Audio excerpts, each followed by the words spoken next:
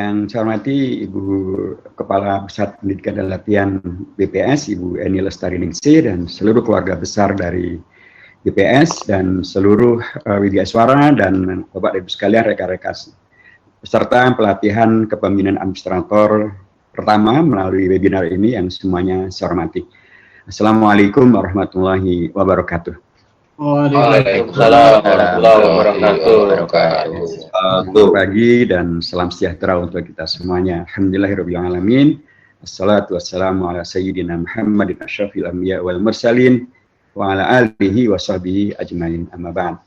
Pertama, sebagai manusia yang ingin melaksanakan Pancasila, pastilah kita akan selalu bersyukur kepada Allah Tuhan Yang Maha Esa, karena dalam kondisi apapun, kondisi COVID-19, kedaruratan kesehatan nasional, apapun juga, tapi kita tetap bisa melaksanakan tugas dan meningkatkan kualitas diri kita semuanya untuk bisa melaksanakan amanah sebaik-baiknya. Sekalipun sekali ini kita ditantang untuk membuat satu terobosan, yaitu melalui seminar atau webinar, web seminar melalui Zoom, dan alhamdulillah semuanya tetap bisa kita kerjakan. Saya sampaikan terima kasih juga kepada rekan-rekan dari Puslitbang dari BPS yang menyelenggarakan pelatihan kepemimpinan administrator ini, yang menyelenggarakan acara ini dan memberikan kesempatan bagi saya untuk bisa bersilaturahim, bisa berlanjut menjadi silaturahmi, wawasan kita nyambung, dan silatul amali, koordinasi dan kerjasama kita semuanya nyambung untuk melaksanakan amanah yang sebaik-baiknya bagi bangsa, bagi negara, bagi Indonesia yang kita cintai. Sekalipun ya barangkali ada yang bertanyakan, kok Pak Hidayat yang diminta menjadi narasumber dan atau penceramah dalam bidang wawasan kepemimpinan Pancasila. Saya sendiri juga tidak tahu ya, tetapi saya bersyukur bahwa mungkin sayalah orang pertama yang menerangkan Pancasila pakai bahasa Arab di negara-negara Arab. Ketika saya menjadi Ketua MPR tahun 2008, saya Ketua MPR 2004-2009, waktu itu saya diundang untuk suatu konferensi internasional di Tunisia bersama dengan Pak Taufik Kemas almarhum dan Ibu Megawati Soekarno Putri. Waktu itu saya menjelaskan tentang, karena diminta untuk menjelaskan tentang relasi antara Islam dan demokrasi. Saya sampaikan pengalaman Indonesia, Islam dan demokrasi dalam relasi antara Pancasila, Islam, Indonesia, dan demokrasi. Saya terangkanlah Pancasila dengan 5 butirnya itu dengan berbahasa Arab tentunya. Dan Pak Taufik Kemas almarhum waktu itu kemudian mendekati saya dan menyampaikan, terima kasih Mas Hidayat. Barangkali inilah kali pertama Pancasila diterangkan pakai bahasa Arab di forum resmi sekelas Forum Internasional di Indonesia itu. Kali yang kedua adalah pada bulan Januari kemarin di PBB di Jenewa, dalam satu forum internasional yang diselenggarakan oleh Muslim World League bekerjasama dengan PBB, yaitu dalam rangka untuk membentengi anak-anak muda dari dampak negatif daripada radikalisme, ekstremisme, dan sebagainya. Saya sampaikan tentang bagaimana dengan Pancasila dan merealisasikan nilai-nilai Pancasila itu sesungguhnya kita telah dan akan selalu bisa memberikan imunitas, pemikiran-pemikiran alternatif dan pengokohan kejiwaan dan kepribadian, sehingga anak-anak muda kita akan terbebas dan terselamatkan dari radikalisme, terorisme, ekstremisme, dan sebagainya. Jadi ya itulah kali kedua Pancasila diterangkan pakai bahasa Arab di forum yang sangat terhormat, yang terakhir bahkan di forum PBB. Jadi mudah-mudahan apa yang akan saya sampaikan nanti berkenan, menyambung dengan apa yang diharapkan terkait dengan wawasan kebangsaan Pancasila. Tadi pagi saya nge-tweet, saya aktif di Twitter, dan saya sampaikan tentang akan adanya acara ini, dan saya sampaikan belakangan ini ada beberapa pemimpin dengan tipe yang macam-macam. Ada yang nangis-nangis gitu ya, ada yang marah-marah, ada yang muji-muji juga, ada yang ngeles-ngeles saja. Tapi ada pemimpin yang nggak pakai marah, nggak pakai muji, nggak pakai ngeles, nggak pakai baperan gitu ya. Tapi tetap juga terus bekerja untuk bangsa dan untuk negara. Saya tanya kepada netizen, kira-kira dari beragam tipologi ini, mana yang lebih mendekati kepada pola kepemimpinan yang Pancasila.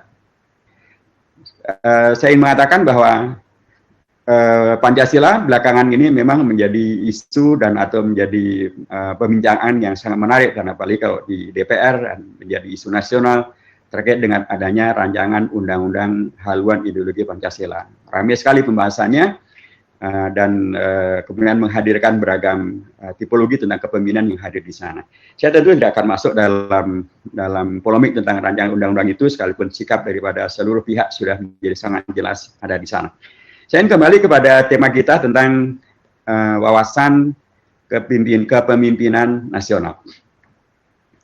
Menurut saya, wawasan kepemimpinan nasional, wawasan kepemimpinan kebangsaan itu akan menjadi gampang terbayangkan, mudah difahami dan sekaligus diimplementasikan, sekaligus mudah diperkirakan hasil akhirnya seperti apa kalau kita merujuk kembali kepada sejarah pembentukan Pancasila dan aktor-aktor ataupun para founding fathers, bapak-bapak bangsa yang terlibat di sana. Jadi, satu produk tidak mungkin kemudian terlepas daripada karakter daripada produsennya.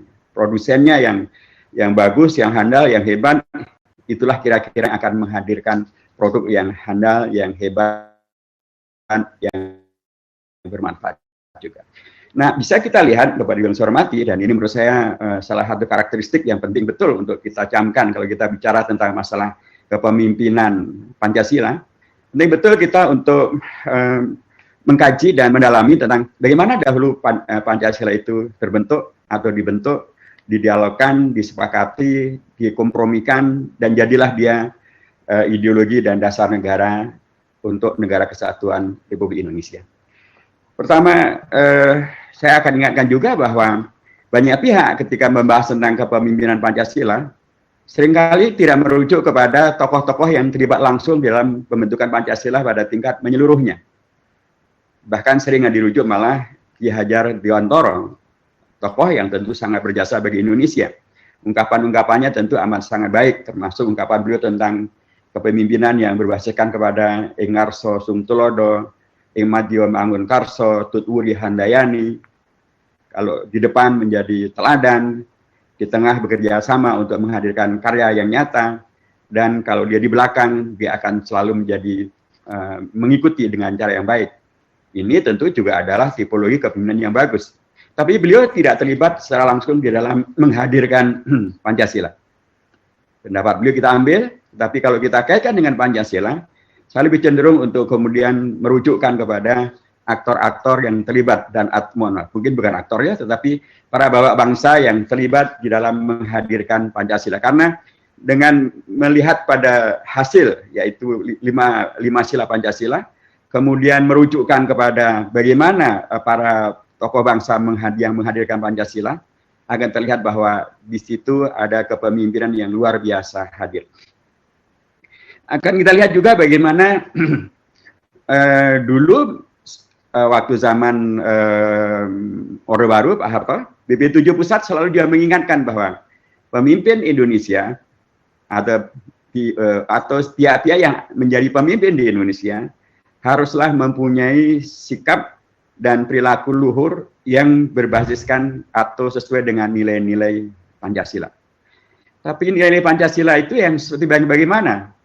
Lagi-lagi kemudian biasanya bahasanya adalah bahasan yang normatif, tidak dikaitkan dengan figur-figur yang kemudian secara langsung menghadirkan Pancasila, dan dari situ kita akan bisa melihat bagaimana sesungguhnya pribadi berpancasila dan pemimpin yang berpancasila pada tingkat yang lebih operasional dan lebih konkret. Karenanya sekali lagi saya akan mencoba mendekatinya dengan menyegarkan kembali ingatan kita tentang tokoh-tokoh yang berkompromi, yang merembuk dan menyepakati bersama menghadirkan Pancasila sebagai dasar negara dan ideologi negara. Mereka adalah tokoh-tokoh yang sangat hebat, mempunyai jiwa kepemimpinan yang sangat hebat. Inilah yang penting untuk selalu kita segarkan. Dan apalagi kita juga selalu diingatkan oleh ungkapan Bung Karno yang sangat populer, yang pastilah kita semua ingat, yaitu jas merah. Jangan sekali-kali melupakan sejarah. Karena dalam pidato beliau pada tahun 54, di depan rekan-rekan para aktivis pembela Pancasila sebagai ideologi negara, beliau lagi-lagi mengingatkan tentang bagaimana sejarah daripada pembentukan Pancasila dan bagaimana kemudian Pancasila itu menjadi ideologi negara dan bagaimana itu sesungguhnya melalui satu mekanisme dan satu dialektika, bahkan kompromi-kompromi, dan itu semuanya dihadirkan oleh para pemimpin, para founding fathers yang memang mempunyai jiwa kepemimpinan yang sangat berkeunggulan. Bapak dan Ibu yang saya hormati, bila ini kemudian salah satu kebijakannya, maka kita akan melangkah lebih lanjut. Pertama, kita tahu bahwa Pancasila menjadi rumusan yang kemudian final pada 18 Agustus, itu memang tidak tiba-tiba menjadi 18 Agustus. Ada Pancasila yang dipidatokan oleh Bung Karno pada tanggal 1 Juni.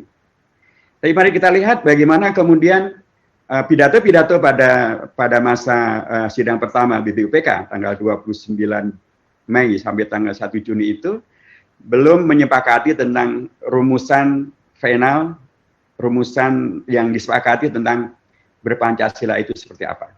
Nah, di sini menurut saya kemudian jiwa kepemimpinan itu akan hadir. Dibentuklah kemudian panitia kecil. Semula panitia kecil itu isinya adalah 8 orang. Dengan ketuanya adalah Bung Karno. Tetapi, ini saya katakan sekali lagi di sini jiwa kepemimpinan itu hadir. Bung Karno melihat bahwa komposisi 8 orang itu tidak menggambarkan tentang realita, cita-cita merdeka, dan latar belakang politik, latar belakang suku, latar belakang organisasi. Karenanya beliau dengan inisiatif sendiri, di sini kepemimpinan hadir, beliau merubah dari panitia 8 menjadi panitia 9. Jadi ini kalau kita tegaskan, maka kepemimpinan Pancasila adalah kepemimpinan yang mampu membaca masalah secara cermat, secara cepat, dan kemudian menghadirkan solusi yang solutif dan menghadirkan hasil yang kreatif, hasil yang benar, dan membawa kepada kesepakatan yang diharapkan. Dari 8 orang itu kemudian beliau rubah menjadi 9 orang. Nah, 9 orang ini adalah tokoh-tokoh bangsa yang hebat-hebat. Bung Karno memberikan contoh tentang bagaimana mengakomodasi keragaman yang ada di bangsa Indonesia. Termasuk mengakomodasi tentang usulan Pancasila, butir-butirnya seperti apa. Jadi beliau sebagai yang menjadi pemberi pidato terakhir pada sidang di BPUPK yang pertama, beliau pidato tanggal 1 Juni, Pancasila yang beliau sampaikan, 5 urutannya itu berbeda dengan apa yang nanti disepakati oleh panitia 9. Disampaikan Pancasila pada 1 Juni itu urutannya adalah sila kebangsaan, kemanusiaan, kemudian sila demokrasi, kemudian keadilan sosial, kemudian ketuhanan. Begitulah 5 sila yang dipidatokan oleh Bung Karno pada tanggal 1 Juni. Tapi ketika kemudian beliau menjadi ketua panitia 9, setelah beliau merubah panitia 8 menjadi panitia 9, di panitia 9 ini lagi-lagi beliau memberikan keteladanan sebagai seorang pemimpin. Jadi saya katakan, beliau berikan keteladanan untuk mengkoreksi ketika sebuah komposisi, ketika sebuah kepanitiaan yang diharapkan menghadirkan solusi, itu akan potensial tidak menghadirkan solusi karena tidak menghadirkan keadilan, karena tidak menghadirkan representasi yang cukup. Kepemimpinan beliau, atau kita diajarkan beliau tentang kepemimpinan yang mengkoreksi ketidakbenaran ini, untuk kemudian menghadirkan sebuah komposisi yang benar, yang aspiratif, yang adil, dan solutif. Hadirlah panitia 9. Di panitia 9 itu menghadirkan kesepakatan tentang dan atau kompromi tentang berpancasila.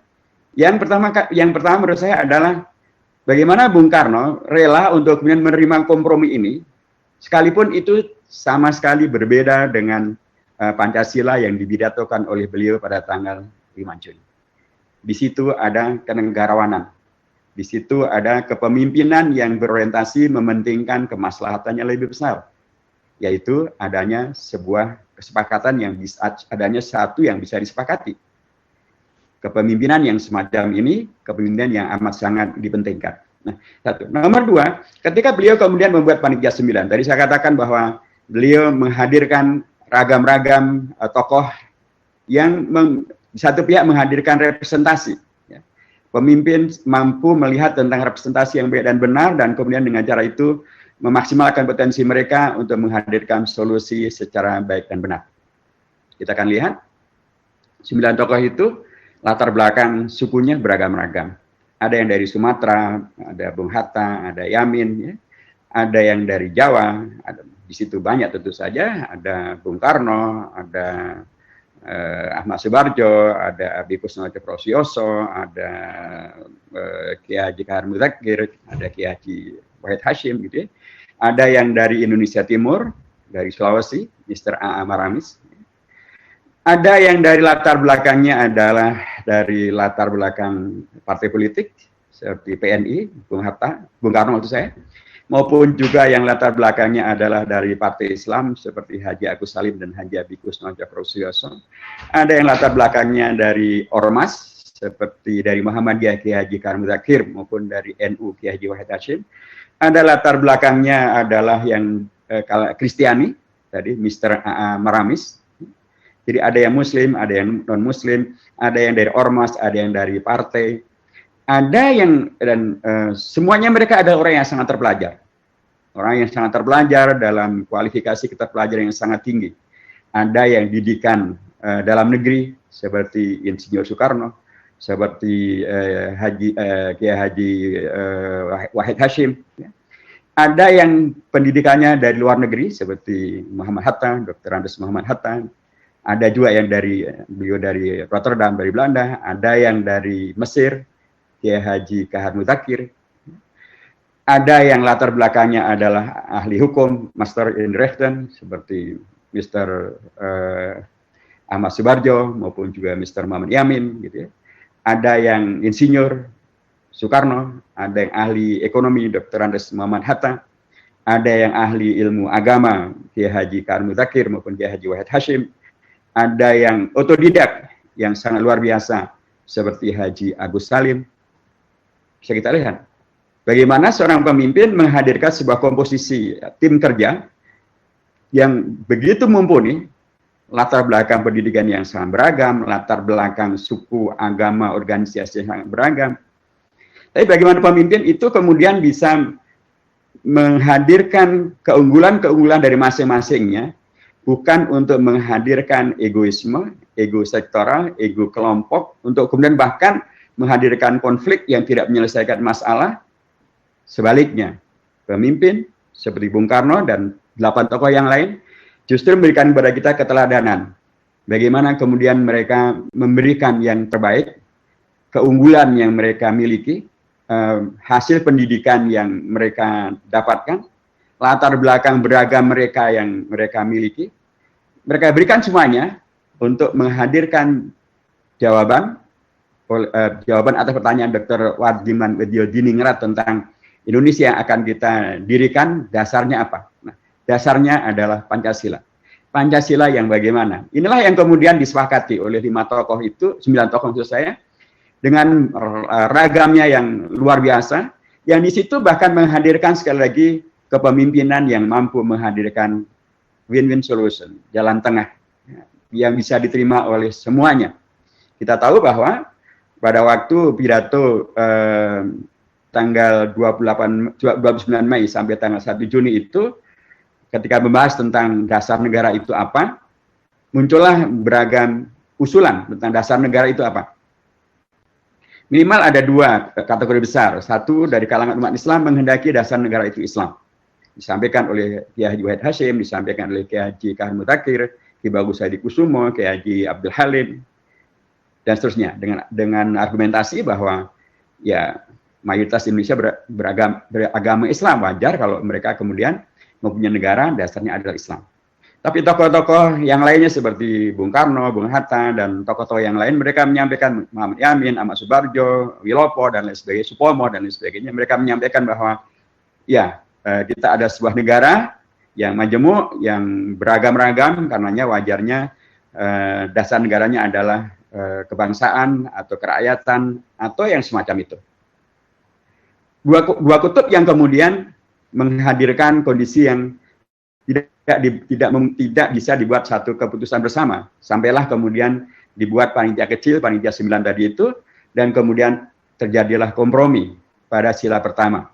Kompromi itu mengakomodasi keinginan umat Islam, tapi sekaligus juga tidak sepenuhnya terakomodasi untuk kemudian mengakomodasi keinginan kalangan kebangsaan, dan jadilah sila pertamanya adalah ketuhanan dengan kewajiban melaksanakan syariat Islam bagi pemeluk-pemeluk. Ini sampai tanggal 22 Juni tahun 45. Saya mengatakan bahwa inilah para pemimpin yang mampu menghadirkan kompromi, ya, mampu menghadirkan kesepakatan. Pemimpin yang kemudian mampu menghadirkan potensi tertinggi yang mereka miliki, bukan untuk menang-menangan, bukan untuk egoisme, bukan untuk juga mudah mutung, mudah putus asa, mudah dan kemudian karenanya tidak mau menang-menangan, tidak mau membahas, tidak mau bermusyawarah, tidak mau kompromi, dan kemudian ya mungkin tiji-tibeh, mati siji mati kabeh, sudahlah kita tidak disepakati, ya sudah selesai. Tidak demikian. Mereka kemudian duduk bersama, mencari solusi, mencari jalan tengah, dan jadilah jalan tengah itu bisa mereka sepakati. Menurut saya ini adalah bagian daripada keteladanan yang luar biasa. Para bapak bangsa itu memberikan kepada kita sebuah keteladanan. Bagaimana mereka-mereka yang berlatar belakang berkeunggulan itu, dan berlatar belakang yang beragam-ragam itu, tidak kemudian memberikan tadi sekali lagi rasa egoisme mereka, atau rasa menang-menangannya mereka, atau rasa mayoritas minoritas mereka. Mereka mencari solusi yang terbaik. Panitia 8 dirubah menjadi panitia 9, panitia 9 sangatlah akomodatif dengan semuanya, dan kemudian menghadirkan sekali lagi solusi yang diharapkan oleh semua kelompok.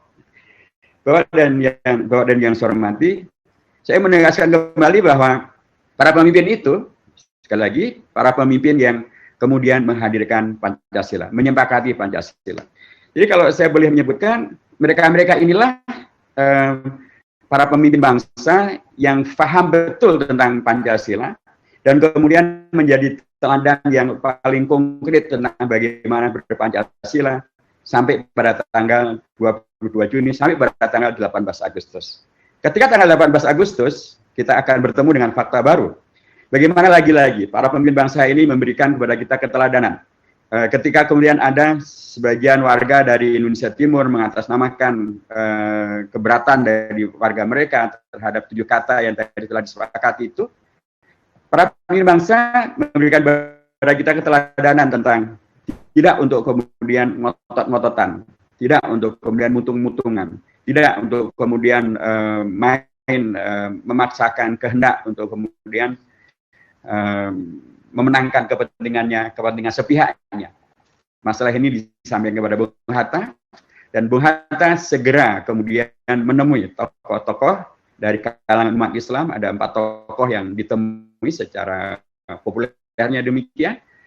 Ada yang populernya, sekalipun ada yang mengatakan bahwa waktu itu beliau masih berada di Jombang. Tapi yang jelas dari pihak NU sangat mendukung adanya perubahan ini. Kemudian ada dari tokoh Muhammadiyah Ki Bagus Hadi Kusumo, ada tokoh Swansingo Dimejo, dan ada tokoh dari kalangan Indonesia yang Barat, Mr. Teuku Muhammad Hasan. 4 tokoh ini ditemui oleh Bung Hatta dan disampaikanlah masalah yang dimunculkan itu.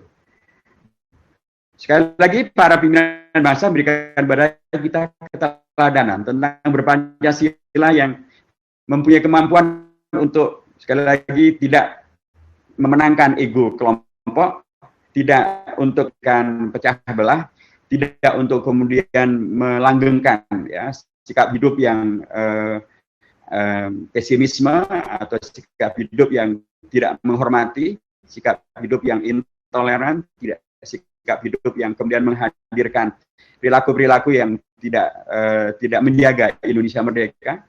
Para pimpinan bangsa yang terlibat langsung dalam pembuatan Pancasila memberikan keteladanan tentang bagaimana masalah ini bukan mereka hindari, bukan mereka kemudian mencari dalih untuk kemudian tidak menyelesaikan masalah.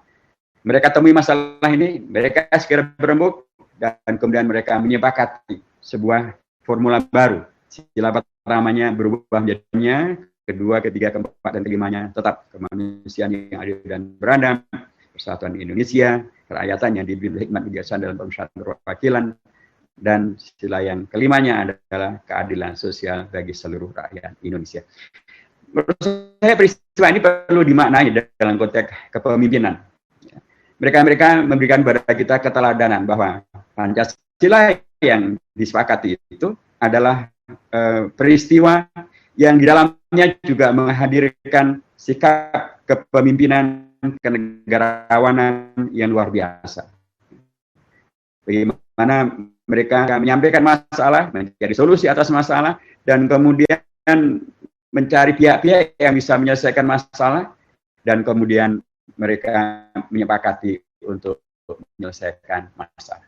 Itu adalah kepemimpinan yang luar biasa. Pancasila, dan produk daripada itu adalah hadirnya Pancasila yang sekarang ini disepakati atau yang kemudian disepakati menjadi ideologi dan dasar negara. Jadi Bapak dan Ibu yang saya hormati, kalau kita bicara sekali lagi tentang kepemimpinan Pancasila, menurut saya rujuklah kembali. Mari kita baca kembali biografi para tokoh yang hebat-hebat ini. Dari sana yang luar biasa, kepribadian yang luar biasa, kepemimpinan yang luar biasa. Kepemimpinan yang sekali lagi, kepemimpinan yang mampu untuk meningkatkan kualitas dirinya sampai menjadi orang-orang yang hebat-hebat itu.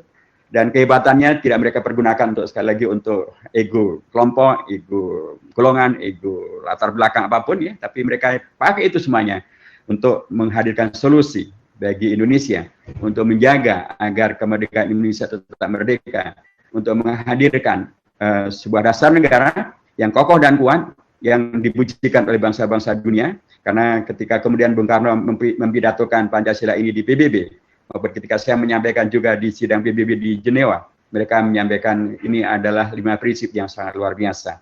Dalam dirinya ada sekaligus tentang visi kemanusiaan, visi kebangsaan, visi keagamaan, visi demokrasi, ada visi persatuan, ada visi kesejahteraan. Itu adalah satu hal yang sangat-sangat luar biasa. Ya, sekali lagi saya mengatakan bahwa terkait dengan masalah kepemimpinan Pancasila, maka yang pertama yang penting untuk dilakukan adalah mari segarkan ingatan, baca terus-menerus tentang biografi para tokoh minimal yang terlibat secara langsung di dalam pembentukan Pancasila.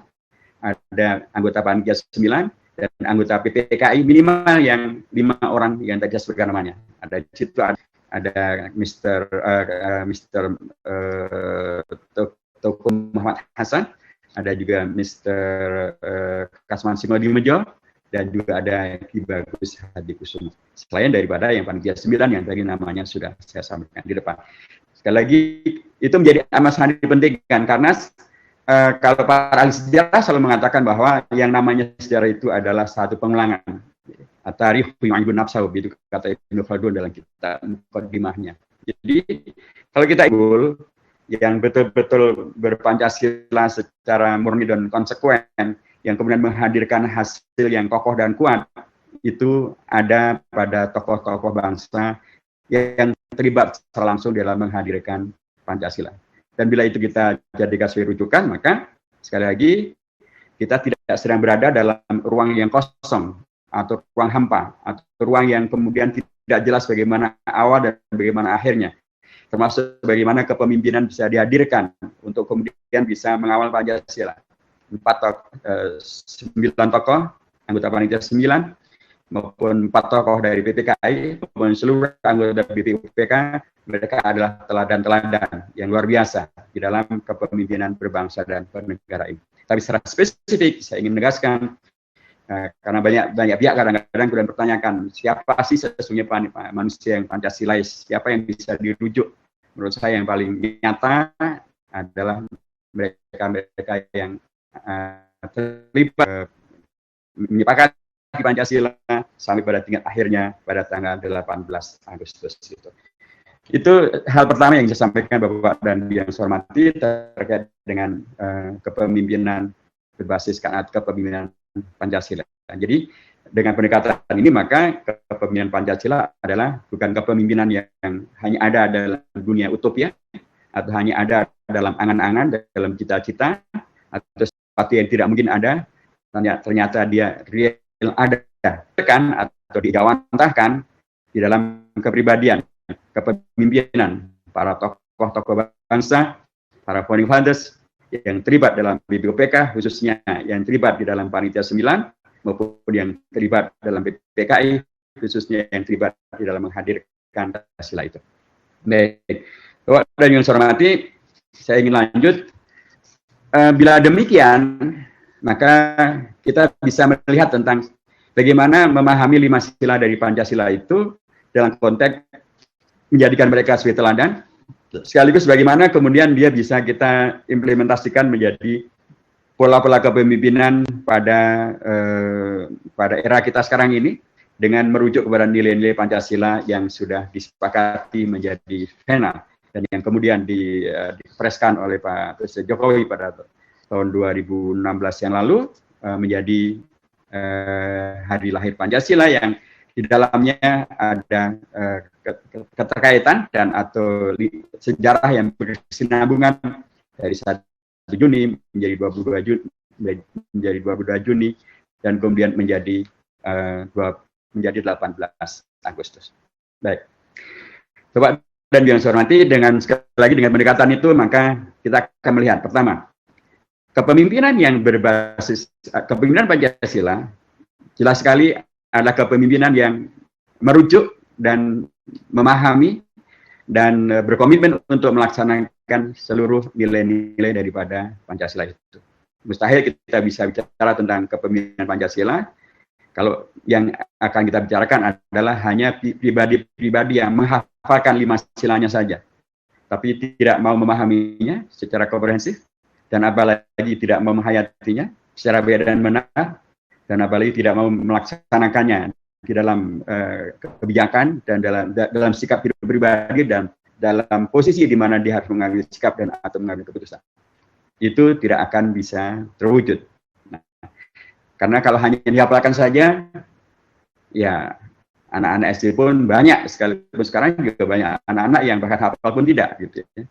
Tapi kalau kemudian dihafalkan tapi kemudian difahaminya pun juga dengan cara yang tidak utuh, juga menjadi bermasalah.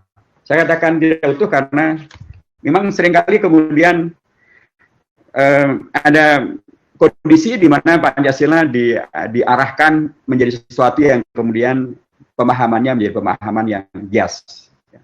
Ya, mohon maaf kalau kemudian kami mengkritisi tentang rancangan undang-undang HIP ini karena di dalamnya ada banyak ketentuan yang tidak sesuai, sekalipun bicaranya tentang Pancasila, tapi sekalipun disebutkan di ketentuan umum di nomor 1 bahwa Pancasila di situ merujuk pada pembukaan Undang-Undang Dasar, tapi pada angka ketiganya, angka 10-nya, dan nanti pada rincian pasal-pasal dan ayat-ayatnya ternyata tidak lagi sesuai dengan Pancasila yang ada dalam pembukaan Undang-Undang Dasar 45. Pancasila itu jelas, sila pertamanya adalah ketuhanan yang Maha Esa. Bukan ketuhanan saja, bukan ketuhanan yang berdasarkan kepada kemanusiaan yang adil dan beradab, bukan juga ketuhanan yang berkebudayaan. Jadi saya mengatakan sekali lagi karenanya sangat dipentingkan untuk kalau kita bicara tentang dan ingin menjadi pemimpin yang basisnya adalah Pancasila, penting betul untuk memahami secara utuh ya, kemenyeluruhan daripada Pancasila, untuk kemudian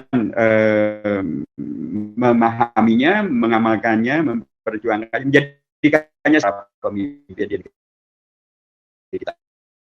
Tadi saya sudah sampai di depan bahwa kita beruntung kita mempunyai contoh-contoh dari para bapak-bapak bangsa yang hebat yang mereka adalah keteladanan di dalam menghidupi Pancasila, di dalam kepemimpinan mereka, dan terutama sekali adalah pada proses ketika mereka menyepakati Pancasila itu.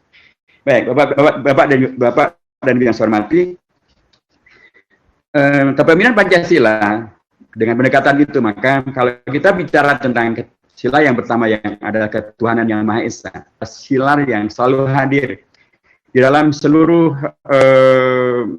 Undang-Undang Dasar kita, Undang-Undang Dasar 45, Undang-Undang Dasar RIS, Undang-Undang Dasar sementara 50 maupun juga ketika Bung Karno mengeluarkan dekret tanggal 5 Juli untuk kembali pada Undang-Undang Dasar 45, maupun ketika kemudian di era reformasi ini dilakukan realisasi daripada tuntutan reformasi, yaitu yang namanya amandemen terhadap Undang-Undang Dasar, maka pembukaan Undang-Undang Dasar tidak mengalami perubahan. Dan bukan Undang-Undang Dasar itu di dalamnya ada 5 sila daripada Pancasila ini. Jadi dia sudah taken for granted, sudah selesai. Nah, tinggal lagi bagaimana kemudian dipahami secara utuh, secara baik dan secara benar.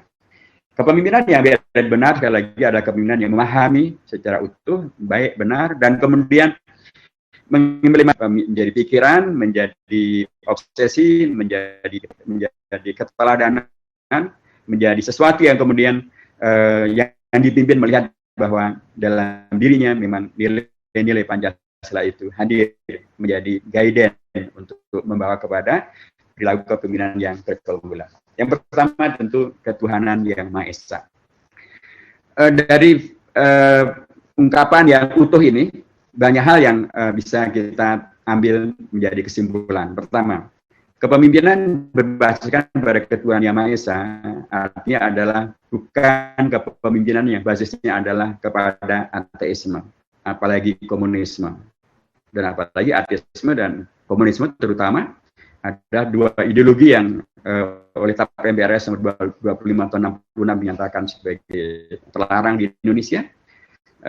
Dikuatkan lagi oleh TAP MPRS nomor 1 tahun 2003, disebutkan juga dalam KUHP, disebutkan juga dalam Undang-Undang tentang Bela Negara, disebutkan juga dalam Undang-Undang tentang Ormas, yang semuanya menegaskan bahwa ateisme, komunisme, Leninisme, Marxisme adalah ideologi ideologi yang tidak sesuai dengan Pancasila. Jadi pemimpin yang berketuhanan yang Maha Esa bukanlah pemimpin yang orientasinya kepada anti Tuhan, kepada ateisme, kepada komunisme, kepada Leninisme, Marxisme, dan seterusnya. Ini perlu clear supaya kemudian kita tidak lagi berdebat tentang permasalahan yang dihubungkan dengan masalah PKI. Yang berikutnya, kalau kita bicara tentang masalah ketuhanan yang Maha Esa, maka dia tentu juga sekaligus bukanlah ideologi yang mengarahkan pada hadirnya sekulerisme.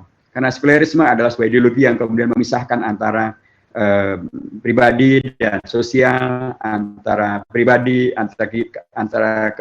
kehidupan pribadi dan kehidupan publik, antara pribadi dan bernegara, dipisahkan. Negara mengurusi negara, dan agama mengurusi kepribadian dan urusannya dengan Tuhan. Ketika para founding fathers dari latar belakang yang berbeda-beda, suku berbeda, profesi berbeda, latar belakang politik berbeda, latar belakang agama berbeda, menyepakati tentang ketuhanan yang Maha Esa sebagai sila yang pertama, jelas sekali bahwa mereka menyepakati bahwa bangsa Indonesia yang kemudian menjadi bangsa kita semuanya, negara Indonesia ada negara kita semua, yang di situ ada pemimpinnya, adalah sebuah entitas yang selayaknya dipimpin oleh mereka yang mementingkan bertuhan dan yang mengamalkan bertuhan di dalam kehidupan mereka, di dalam kebijakan mereka, di dalam pribadi dan perilaku mereka, sehingga kemudian karenanya keputusan-keputusan dan atau kebijakan-kebijakan ada kebijakan-kebijakan yang membawa kepada hadirnya pencerahan yang membawa kepada kemajuan-kemajuan. Salah satu ciri daripada agama tentu adalah tidak mengajarkan tentang adanya fatalisme, tidak mengajarkan tentang adanya nihilisme, tidak mengajarkan adanya mudah putus asa, mudah menyerah, tidak kemudian menghadirkan yang terbaik, tidak melakukan sesuatu yang secara ihsan, secara maksimal, secara istiqomah, menghadirkan keberlangsungan nilai-nilai. Agama pasti mengajarkan tentang, dan apalagi dalam konteks agama dengan pendekatan ketuhanan yang Maha Esa, pastilah mengajarkan tentang bagaimana manusia itu adalah ciptaan Allah yang diberikan begitu banyak alat untuk menghadirkan kemajuan, menghadirkan kemakmuran, menghadirkan keunggulan, tetapi tetap dalam bingkai keagamaan, dalam artian tidak untuk merubah manusianya menjadi Tuhan, dan Tuhannya diperbutkan ketuhanan yang Maha Esa, yang bukan ateisme, bukan sekulerisme, karenanya juga bukanlah radikalisme.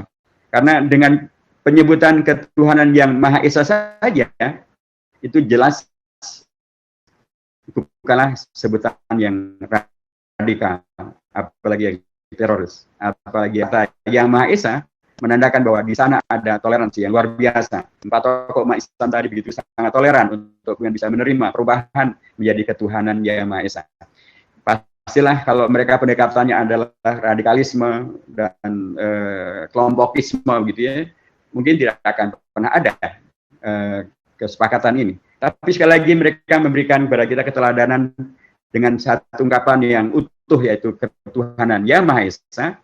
Maka orientasinya adalah berketuhanan itu adalah bukan berketuhanan yang bukanlah kehidupan berbangsa yang ateis, bukanlah kehidupan berketuhanan tetapi sekuleris atau liberalis, tapi yang juga bukan yang radikalis, bukan juga yang teroris, bukan juga yang membawa kepada adanya ekstremisme. Contohnya adalah pada para tokoh pendiri bangsa tadi itu, memang kita lihat bahwa dari baik itu panitia 9 maupun juga anggota PPKI, ya, dan terutama yang terlibat langsung dalam menghadirkan Pancasila itu, memang tidak ada dari kelompok ateis, tidak ada dari kelompok PKI, gitu ya. Semuanya ada dari kelompok yang menghadirkan kesepakatan, menghadirkan Indonesia yang berketuhanan yang Maha Esa. Jadi setelah pertama, Bapak dan yang saya hormati memberikan kepada kita sebuah fakta tentang kepemimpinan itu dalam konteks hadirkan kepemimpinan yang religius, yang berketuhanan, yang Maha Esa.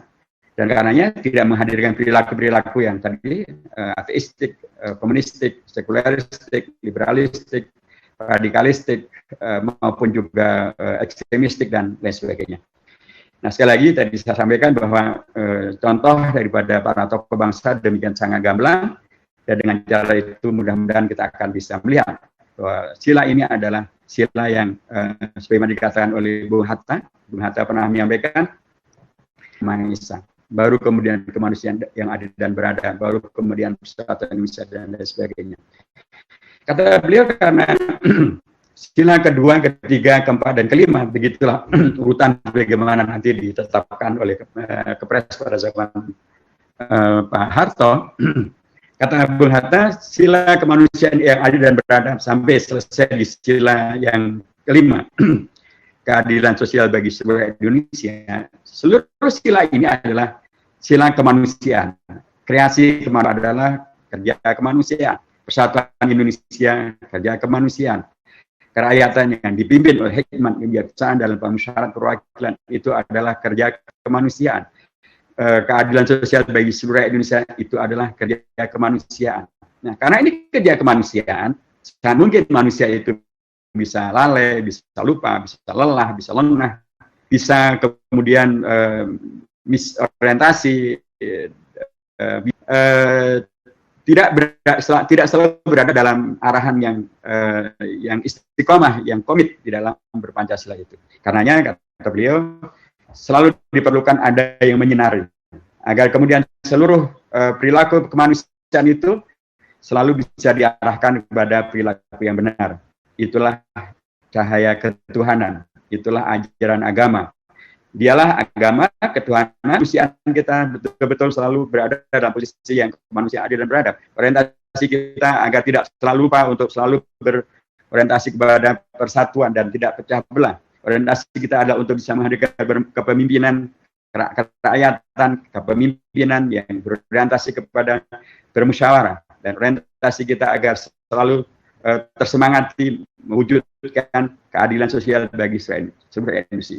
Yang bisa memberikan penyadaran ini adalah agama. Yang bisa mencerahkan ini semuanya dan mengingatkan ini semuanya adalah ketuhanan yang Maha Esa. Jadi saya mengatakan sekali lagi bahwa kepemimpinan yang baik karenanya adalah kepemimpinan yang dalam dirinya nilai-nilai agama itu terinternalisasi, kemudian menjadi perilaku, menjadi pikiran, menjadi hal yang kemudian membawanya ketika membuat keputusan pun adalah keputusan dan kebijakan yang membawa kepada nilai-nilai kerahmatan, nilai-nilai keberkahan yang bisa kolega di mana dia berada, ya, dengan nilai-nilai ilahiyah, dengan nilai-nilai religiusitas ketuhanan yang membawa kepada pencerahan dan tidak akan menghadirkan kealpaan, karena keagamaan tentu adalah satu nilai keunggulan yang diciptakan dan dihadirkan oleh Allah, oleh Tuhan Yang Maha Esa. Yang sila kedua, kalau kita bicara dari sisi kepemimpinan Pancasila itu, kalau kita bicara tentang kemanusiaan yang adil dan beradab, maka sekali lagi tokoh-tokoh kita telah memberikan kepada kita sebuah keteladanan. Bagaimana mereka berlaku begitu beradabnya. Ada yang menjadi pimpinan, ada yang menjadi anggota, tapi tidak kemudian mereka saling menghadirkan arogansi. Mereka begitu manusiawi, karena mereka bisa menerima semuanya dan bisa memberikan ruang bagi semuanya. Mereka begitu adil, karenanya mereka tidak memenangkan satu kelompok atas yang lainnya, atau mendahulukan satu kelompok dan membelakangkan yang lain. Diberikanlah semuanya ruang yang sama. Bisa kita lihat itu dengan sangat jelas ketika pembahasan di Panitia 9 maupun juga ketika membahas tentang perubahan sila pertama dari Pancasila itu. Mereka menghadirkan sila kedua ini sebagai kemanusiaan yang adil dan beradab, sebagai sesuatu yang hidup, sesuatu yang real, sesuatu yang konkret, sesuatu yang nyata. Nah, inilah yang penting untuk kemudian kita bawa ketika kita bicara tentang kepemimpinan Pancasila dalam konteks yang manusiawi, yang adil, yang beradab.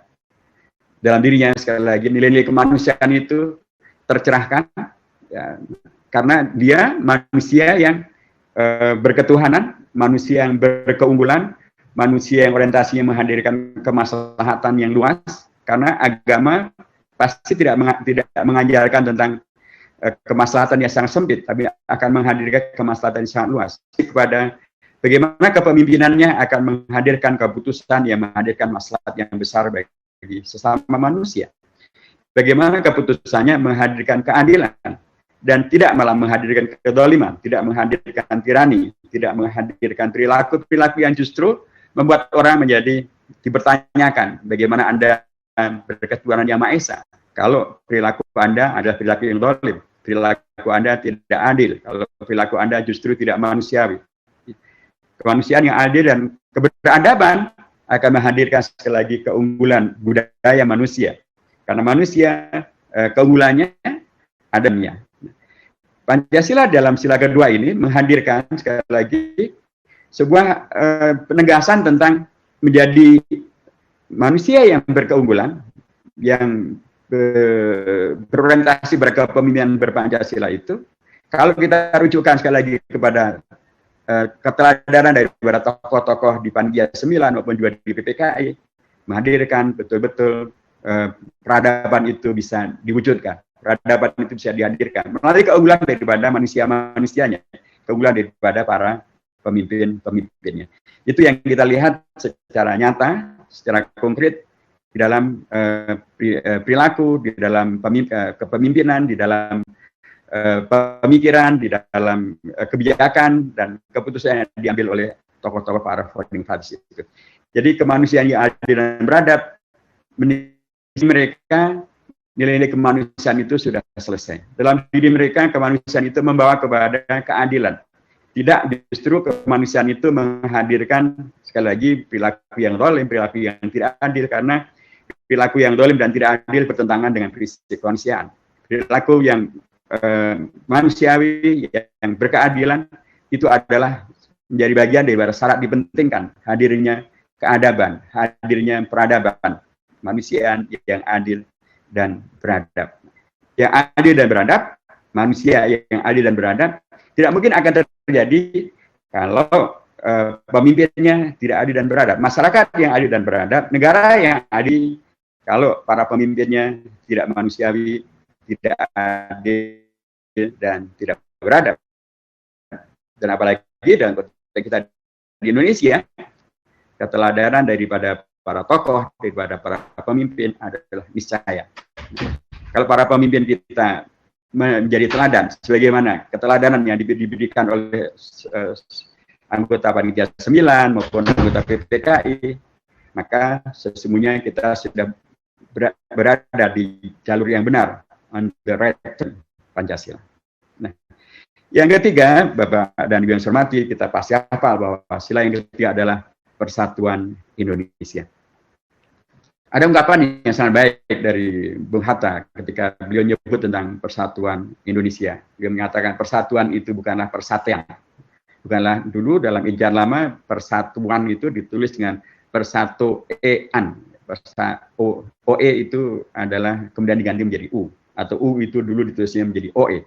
Jadi persatuan. Itu dekat dengan persatuan. Kata beliau persatuan bukanlah persatuan. Atau persatuan itu. Mengapa? Karena kalau dalam konteks persatuan, maka persatuan itu dihadirkan dalam konteks dipaksa, dalam konteks untuk kemudian hanya dibakar untuk kepentingan yang membakarnya dan tidak menghadirkan manfaat bagi yang dipersatukan itu. Kata Bung Hatta, persatuan bukanlah persatuan. Persatuan adalah sekaligus cara disebut dalam konteks prinsip tentang Bhinneka Tunggal Ika. Jadi kita persatuan Indonesia, sekaligus juga kita menerima sebuah negara Bhinneka Tunggal Ika.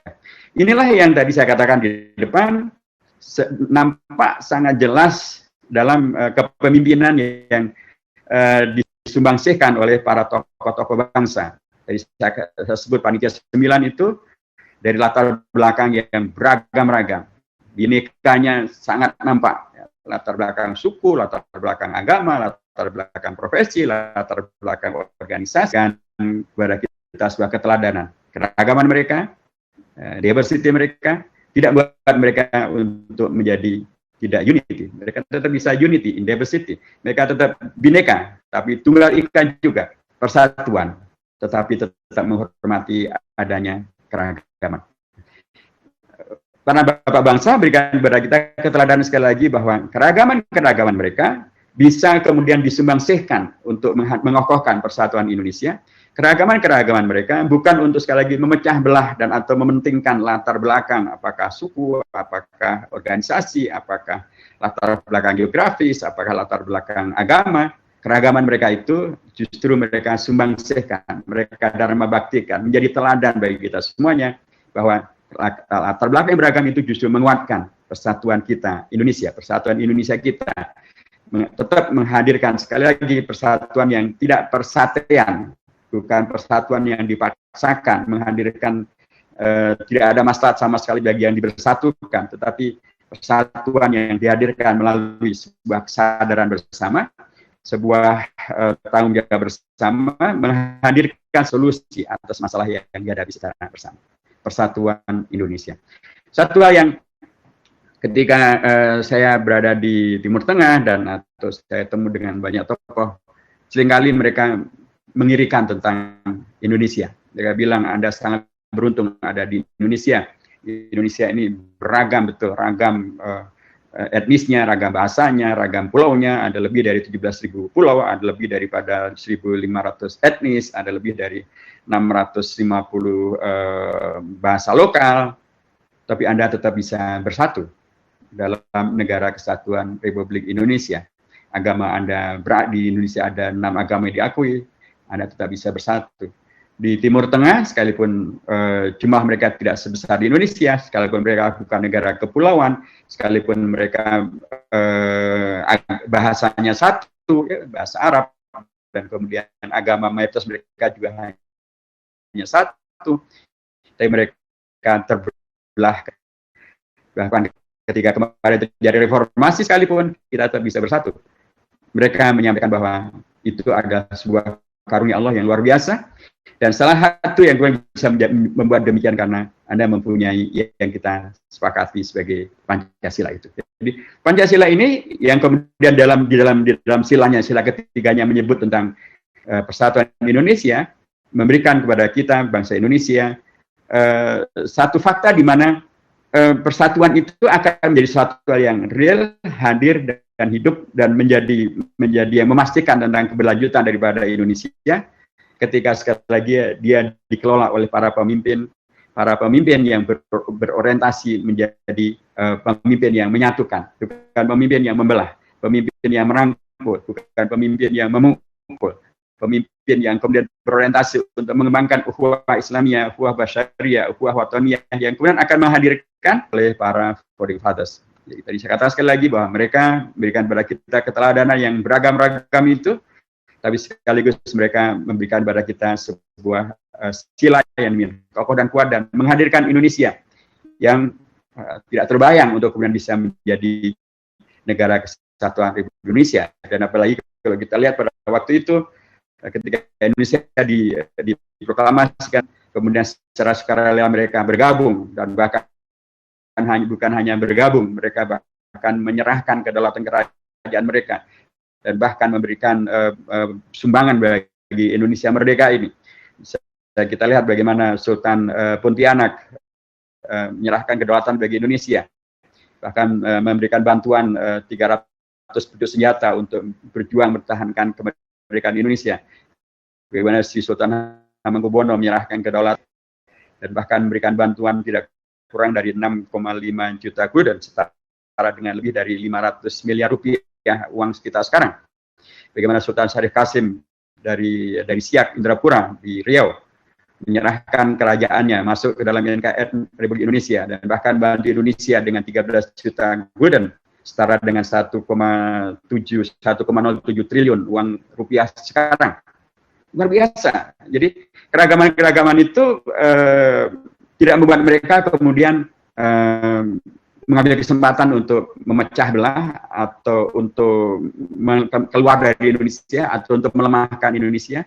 Justru sekali lagi mereka memberikan kepada kita sebuah keteladanan berpancasila yang baik dan benar, dan kemudian menghadirkan keragaman itu justru dalam rangka untuk menguatkan Indonesia, menghadirkan Indonesia yang tetap berdaulat satu dalam konteks menjadi negara Republik Indonesia dengan beragam perkembangannya, pernah menjadi RIS dan kemudian menjadi NKRI, dan NKRI adalah sebuah cita-cita pada Undang-Undang Dasar bab 1 pasal 1 ayat 1 pada tanggal 18 Agustus tahun 45.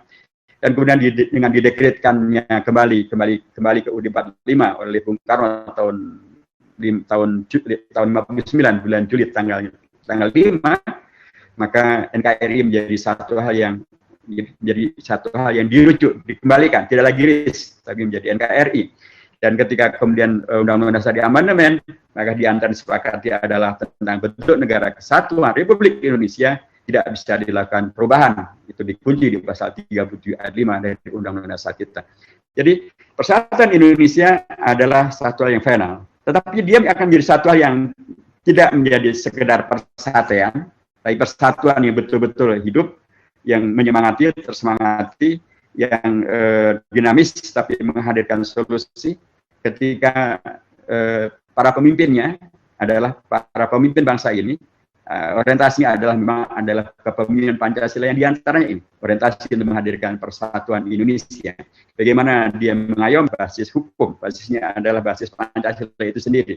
Tidak mungkin saya yakin bahwa dengan dalih mengayomi maka kemudian diayomilah para koruptor, diayomilah kaum penjahat lingkungan, diayomilah dengan alasan bahwa mereka adalah bagian daripada keragaman. Tentu tidak. Indonesia sekalipun dia sekali lagi adalah negara persatuan Indonesia, tadi di depan disebutkan tentang ada prinsip tentang keadilan. Keadilan tentu adalah termasuk keadilan hukum, tentu termasuk karenanya adalah kita bersatu dalam konteks kebenaran, bersatu dalam menegakkan aturan yang sudah disepakati bersama, dan dengan cara itu menepikan beragam hal yang bisa membawa kepada masalah-masalah yang memecah belah dan atau menghilangkan atau membuat ideologi berbangsa dan bernegara.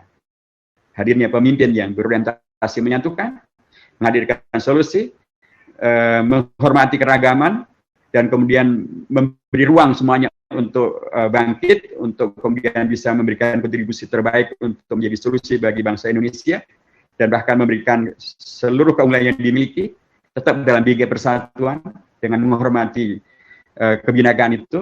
Kepemimpinan ini adalah kepemimpinan yang sangat diharapkan kalau kita bicara tentang masalah kepemimpinan berbasiskan atau kepemimpinan berwawasankan Pancasila itu. Berikutnya Bapak dan yang saya hormati, tentu sudah kita hafal bahwa sila yang keempatnya adalah tentang kerakyatan yang dipimpin oleh hikmat, kebijaksanaan dalam permusyawaratan perwakilan. Ini adalah sebuah sila yang sangat penting dan semuanya sangat penting. Pastilah demokrasi, negara hukum, negara yang kemudian memperlakukan sistem berpartai politik, ada pemilu, dan kemudian menghadirkan parlemen di tingkat nasional hingga ke tingkat daerah. Pastilah sila ini menjadi sila yang penting untuk selalu kita teropong dengan sangat serius, karena ada satu penegasan yang menyampaikan bahwa yang namanya kepemimpinan itu yang bisa dihadirkan melalui demokrasi dan demokratisasi, yang kemudian menghadirkan kerakyatan yang berdaulat sebagaimana dikatakan di dalam Undang-Undang Dasar, kerakyatan yang kemudian menghadirkan kepemimpinan karena mereka memilih dan kemudian ada yang juga dipilih, yang kemudian menghadirkan hikmah karena dengan bermusyawarahnya, karena kemudian ada tentang bagaimana sesungguhnya sila ini mengharuskan hadirnya pribadi-pribadi, baik itu pada tingkat rakyat maupun pada tingkat rakyat yang nanti akan menjadi pemimpin atau rakyat yang memilih pemimpin. Ada pemimpin yang dipilih oleh rakyat maupun pemimpin yang menjadi pemimpin di negeri yang berkedaulatan rakyat ini, meniscayakan pentingnya hadirnya sikap yang membawa kepada kemampuan untuk terus-menerus bermusyawarah. Artinya adalah pemimpin ini mempunyai kemampuan untuk membuka diri, menerima pendapat orang lain, untuk bisa berkomunikasi, untuk bisa berdiskusi, untuk tidak menang-menangan, untuk tidak berlaku yang otoriter, untuk tidak kemudian mengabaikan suara dari pihak manapun gitu ya. Nah, tapi prinsip pemimpin yang kemudian hadir melalui sikap kerakyatan yang dimiliki hikmat, kebijaksanaan dalam perwakilan dan kerakyatan, meniscayakan hadirnya para pemimpin yang sekali lagi orientasinya adalah orientasi kerakyatan. Dia tidak orientasinya untuk kemudian sekedar menjadi pemimpin, tapi setelah itu malah menindas rakyatnya. Justru dia hadir untuk membela kepentingan rakyatnya. Karena dia dipilih oleh rakyatnya. Dia mewakili rakyatnya. Pemimpin yang berorientasi kepada kerakyatan, pastilah pemimpin yang menghadirkan, sekali lagi, kemampuan untuk membawa kepada munculnya komunitas, organisasi, yang di dalamnya organisasi itu hidup. Karena organisasi itu kemudian tidak akan adanya satu kondisi di mana kemudian orang tidak diakui atau orang tidak didengar atau diharapkan hanya yang ada adalah semuanya hanya mendengarkan saja, hanya melaksanakan saja tanpa perlu dialog, tanpa perlu serap aspirasi, tanpa perlu memahami, tapi laksanakan saja. Pemimpin yang berbasiskan kepada Pancasila dengan pendekatan sila yang keempat ini, pastilah pemimpin yang orientasinya justru ada rakyat, bagi bangsa, bagi negara, bagi organisasi, dan karenanya pastilah dia akan mengembangkan perilaku kepemimpinan dan organisasi yang membawa kepada hikmah, membawa kepada kebijakan dan kebijaksanaan. Dan itu karenanya meniscayakan hadirnya bersikap bermusyawarah. Sikap otoritarianisme jelas tidak sesuai dengan Pancasila. Tidak sesuai yang orientasinya hanya otoriter, pemimpin yang orientasinya hanya kemudian mementingkan pendapatnya sendiri dan mengabaikan bermusyawarah, mengabaikan pendapat dari timnya, warganya, koleganya, rakyatnya, adalah pemimpin yang bukan contoh terbaik keempat ini. Dan bukan demikian, sekali lagi, yang dicontohkan oleh para founding fathers kita. Bisa kita lihat bagaimana mereka begitu luar biasa merakyatnya, tapi sekaligus juga bagaimana mereka begitu luar biasa menghadirkan semangat bermusyawarahnya. Contoh yang tadi saya sampaikan di depan sangat nyata bagaimana mereka membuka diri untuk bermusyawarah, mendengar dari yang lain.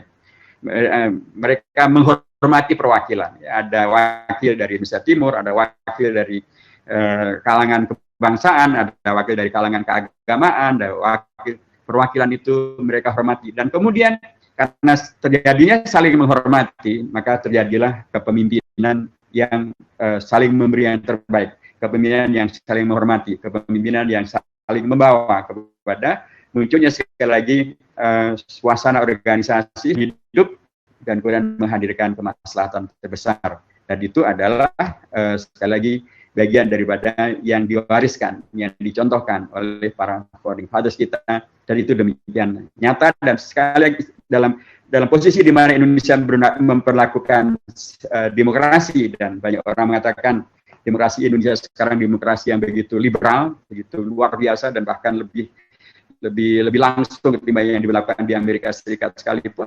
Ya. Karena memang banyak hal yang kemudian sudah dilakukan di Indonesia yang dulu di Amerika belum melakukannya. Tahun 55 ketika Indonesia melakukan pemilihan umum yang pertama, waktu itu saudara-saudara kita dari Indonesia Timur pun sudah mempunyai hak sama dengan saudara-saudara kita dari Indonesia oleh masyarakat di Amerika Serikat sekalipun. Saya mengatakan sekali lagi bahwa sila yang keempat ini memberikan pegangan yang kokoh kuat bahwa kepemimpinan sudah dicontohkan oleh para founding fathers itu betul-betul adalah kepemimpinan yang merakyat, yang kemudian menghadirkan hikmah.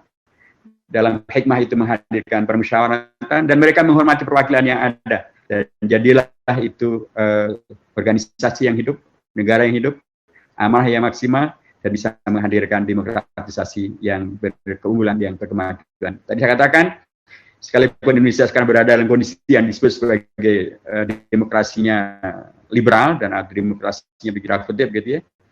Tapi kalau para pemimpinnya tetap memegangi pada prinsip kerakyatan yang dipimpin oleh hikmat kebijaksanaan dalam permusyawaratan perwakilan, merujuk ke dalam Undang-Undang Dasar di bahasa saya itu ayat 2 yang menegaskan tentang amandemen Undang-Undang Dasar, kita menegaskan bahwa kedaulatan tertinggi sekarang adanya bukan ada di para pemimpin pada tingkat apapun, tapi adanya di tingkat rakyat, karena rakyatlah yang akan memilih pemimpin. Bila ini kemudian disadari betul oleh para pemimpin kita, pemimpin di Indonesia, bahwa kepemimpinan yang mereka dapatkan sesungguhnya adalah kepemimpinan yang diberikan oleh rakyat, amanah yang diberikan oleh rakyat. Sekalipun barangkali melalui jalur birokrasi mungkin tidak secara langsung itu tidak, pastilah itu kemudian nanti akan bertemu dengan prinsip di mana kemudian eksekutif dipilih oleh rakyat, legislatif dipilih oleh rakyat, eksekutif legislatif itu yang nanti juga akan berpengaruh di dalam menentukan tentang siapa yang akan menjadi pemimpin yang ada di Indonesia. Jadi kepemimpinan Pancasila meniscayakan hadirnya pemimpin yang betul-betul ya berorientasi kepada kerakyatan, yang mengembangkan kebijaksanaan, menghadirkan kemampuan untuk bermusyawarah, memberi dan menerima, membuka diri dan tidak menang-menangan untuk kemudian bermusyawarah dengan siapapun, dan pastilah kemudian mementingkan dan menghormati adanya perwakilan, baik itu perwakilan dari dirinya maupun perwakilan dari pihak yang lain, untuk kemudian menjadi bagian daripada potensi besar yang bisa dimaksimalkan oleh para pemimpin untuk menghadirkan sekali lagi bermusyawarah yang membawa kepada hadirnya solusi yang berkeunggulan bagi Indonesia. Yang terakhir, sila yang terakhir tentu sangat kita hafal, yaitu tentang kerakyatan, tentang keadilan sosial bagi seluruh rakyat Indonesia. Bahwa ada yang saya hormati, kalau kita baca dalam pembukaan Undang-Undang Dasar, maka di sana jelas sekali disebutkan bahwa ketika menyebutkan tentang keadilan sosial bagi seluruh rakyat Indonesia, itu tidak langsung keadilan sosial bagi seluruh rakyat Indonesia. Tetapi ada atau ada kalimat sebelumnya yang menyebutkan dengan sangat jelas, yaitu serta dengan mewujudkan suatu keadilan sosial bagi seluruh rakyat Indonesia. Ini artinya adalah bahwa cita-cita Indonesia merdeka dengan Pancasilanya, dengan sila pertama hingga sila yang keempatnya, sekalipun itu semuanya adalah bagian-bagian yang semuanya dipentingkan, tetapi kemudian oleh para founding fathers difahami bahwa itu semuanya adalah juga dalam rangka untuk mewujudkan keadilan sosial bagi seluruh rakyat Indonesia.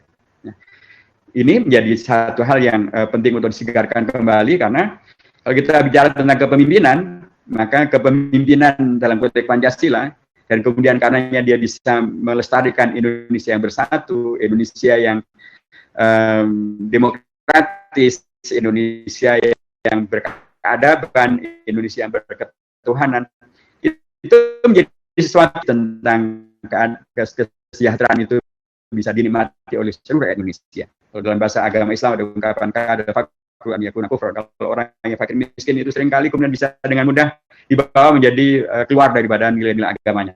Tapi kalau dia tersejahterakan dengan semangat ketuhanan, dengan semangat keadaban dan keadilan, dengan semangat persatuan, dengan semangat kerakyatan yang berkedaulatan, dengan permusyawaratan perwakilannya itu, maka menghadirkan kesejahteraan, maka kesejahteraan itu menjadi kata kunci yang membawa kepada maksimalisasi dari potensi-potensi rakyat Indonesia, bangsa Indonesia, dan itu penting untuk hadir dalam sikap dan pribadi seorang pemimpin. Pemimpin yang orientasinya adalah bukan sekedar untuk kesejahteraan bagi dirinya, kesejahteraan bagi kelompoknya, kesejahteraan bagi sukunya, kesejahteraan bagi organisasinya, tapi kesejahteraan bagi seluruh rakyat Indonesia. Dan itu kita lihat sekali lagi dalam tokoh-tokoh yang tadi telah saya sebutkan namanya di depan. Mereka semuanya adalah teladan berpikir untuk kemaslahatan semuanya. Bagaimana berpikir untuk mensejahterakan semuanya. Dan bagaimana mereka menjadi contoh tentang bagaimana perjuangan mereka adalah untuk kesejahteraan semuanya. Nah, para pemimpin yang berjuang Pancasila, sekali lagi adalah para pemimpin yang mempunyai obsesi yang sangat kuat bahwa amanah yang mereka dapatkan menjadi pemimpin bukanlah sekedar untuk kepentingan pribadi, kesejahteraan pribadi, keluarga, kelompoknya, organisasinya, partainya, profesinya, tapi amanah itu ada kesejahteraan bagi seluruh rakyat Indonesia. Tadi saya sampaikan di depan sekali lagi kata kunci tentang keteladanan para founding fathers. Mereka lah yang menjadi teladan yang luar biasa. Bagaimana mereka menghadirkan amanah-amanah kepemimpinan yang mereka dapatkan untuk kemudian menghadirkan kebaikan bagi seluruh rakyat Indonesia.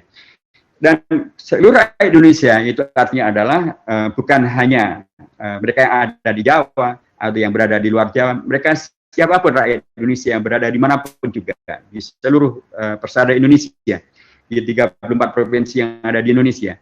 Karena dengan reformasi yang kemudian orientasinya menghadirkan otonomi daerah, sehingga dimaksudkan untuk semakin para pemimpinlah yang kemudian mempunyai peran untuk bagaimana mempercepat terjadinya kesejahteraan bagi rakyat Indonesia, keadilan sosial bagi rakyat Indonesia ini. Dan ketika kemudian dibuatkan beragam payung perundang-undangan untuk bisa merealisasikan ini, maksudnya adalah agar sekali lagi amanah kepemimpinan yang diberikan oleh rakyat kepada para pemimpin itu kemudian dipergunakan betul-betul untuk merealisasikan ketentuan di dalam pembukaan Undang-Undang Dasar yang adalah merupakan sila yang kelima, yaitu mewujudkan keadilan sosial bagi seluruh rakyat Indonesia. Bapak dan yang saya hormati, dengan pendekatan ini, maka sekali lagi pemimpin menjadi sangat dipentingkan. Tapi pemimpin yang dipentingkan adalah pemimpin yang mempunyai wawasan dan sekaligus juga pemahaman, komitmen mengamalkan seluruh 5 sila dari Pancasila itu secara menyeluruhannya. Nah, kalau itu bisa diinternalisasikan, bisa sampaikan tentang menjadikan tokoh-tokoh itu sebagai rujukan tentang bagaimana dahulu mereka membuat Pancasila dan menyepakati Pancasila dan menghidupi Pancasila sampai kemudian hasilnya adalah hadirnya Indonesia merdeka, NKRI, dan kita sejak merdeka ini, dan Indonesia yang tetap bersatu berdaulat, sekalipun kita beragam, luar biasa, beragam pulau, latar belakang bahasa, latar belakang suku, latar belakang profesi, tapi kita tetap bersatu. Di tengah begitu banyaknya tantangan-tantangan ke depan, saya yakin bahwa pemimpin yang berjiwa dan memahami dan mengamalkan Pancasila secara kesejarahan yang demikian sangat gamblang, saya yakin menjadi semakin diperlukan. Apalagi sekarang kita berada di dalam era yang disebut dengan globalisasi, sebuah tantangan di mana kemudian kita diingatkan kembali bahwa para founding fathers itu pun juga sesungguhnya bukanlah pihak-pihak yang gagap dengan ide globalisasi. Mereka dari dulu pun sudah begitu mengglobal. Ada yang tamatan tadi saya katakan, ada yang tamatan dari Eropa, ada yang tamatan dari Timur Tengah, ada yang latar belakangnya pendidikan saya, mereka tidak gagap dengan globalisasi dan mereka mewariskan kepada kita 5 sila dasar negara, ideologi negara yang bila itu dipegangi sekali lagi oleh para pemimpin, maka mereka pun akan tetap bisa mengarahkan kepemimpinan Indonesia di era globalisasi pun juga dengan cara-cara yang berkualitas, yang solutif, yang menghadirkan kesinambungan dan kelestarian daripada Indonesia. Sekarang kita menghadapi satu kondisi di mana dunia sedang terkena musibah yang disebut dengan pandemi COVID-19. Banyak orang membayangkan tentang pola kehidupan setelah COVID-19, bagaimana hubungan antar bangsa dan negara, bagaimana hubungan antar negara, bagaimana hubungan antar profesi. Menurut saya COVID-19 memang adalah sebuah pandemi dan sebuah musibah internasional. Tapi itu bukan berarti bahwa 5 sila yang diwariskan atau disepakati para founding fathers itu tidak menghadirkan pribadi-pribadi yang kemudian mampu untuk bisa meneropong dan atau bisa kemudian mengatasi masalah-masalah yang bisa termunculkan akibat daripada COVID-19. Kalau kita bicara tentang kepemimpinan yang betul-betul asasnya kokoh kuat dengan ketuhanan Yang Maha Esa, asasnya kokoh kuat dengan kemanusiaan yang adil dan beradab, orientasinya ada persatuan Indonesia, kemudian menumbuh kuatkan kerakyatan yang dipimpin oleh hikmat dalam urusan perwakilan, dan kemudian orientasinya adalah menghadirkan keadaan sosial bagi seluruh Indonesia. Saya berkeyakinan bahwa pribadi-pribadi pemimpin semacam ini akan mampu untuk membawa Indonesia dan bangsa Indonesia melintasi perjalanan sejarah yang sangat berat, yaitu kehidupan pasca COVID-19. Bapak dan Ibu yang saya hormati, dengan pendekatan ini maka sekali lagi saya berharap bahwa pemahaman kita akan 5 sila daripada Pancasila ini dengan merujukannya kepada peristiwa-peristiwa di mana kemudian para founding fathers berperan untuk menghadirkan kesepakatan, menjadikan kepada kita sebuah cermin sekaligus sebuah spirit untuk kemudian kita tidak lelah dan terus menerus menggembleng diri kita untuk memahami, melaksanakan, mengamalkan, terutama sekali membina pribadi-pribadi, pemimpin-pemimpin yang orientasinya adalah berpancasila secara baik dan benar, melaksanakannya, menyebarluaskannya, membelanya, dan kemudian menghadirkannya menjadi kebijakan-kebijakan yang betul-betul akan melestarikan dan raya sebagaimana yang diciptakan oleh para founding fathers kita. Saya kira demikian Bapak dan Ibu yang saya hormati, mudah-mudahan ada manfaatnya. Saya mohon maaf bila ada ungkapan yang kurang berkenan. Wassalamualaikum warahmatullahi wabarakatuh.